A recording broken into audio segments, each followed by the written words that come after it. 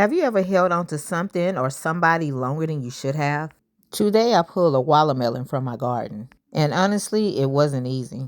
This wasn't just any watermelon.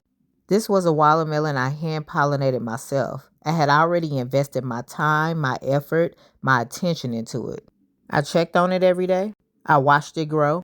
I wanted it to make it, but it was damaged. And as much as I wanted to keep it, I had to let it go. It made me think about how often we do the same thing in real life. Sometimes we see red flags. We know something isn't healthy.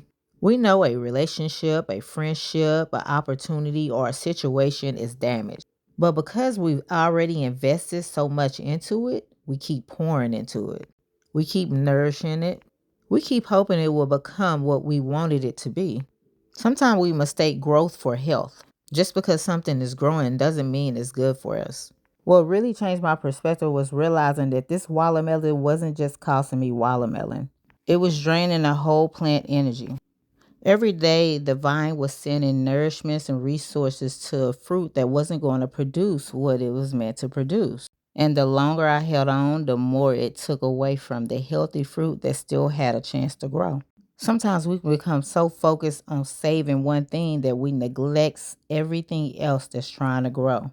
We neglect our relationship with God. We neglect people who genuinely love us. We neglect our purpose and our calling. We neglect our own growth. Sometimes letting go isn't giving up. Sometimes it's making room. Not everything that's growing is meant to stay. Sometimes pruning is protection. Sometimes pruning is preparation. Sometimes the growth that you've been praying for starts when you finally have the courage to let go. We plant, we water, but God gives the increase. My prayer is that God bless the work of our hands.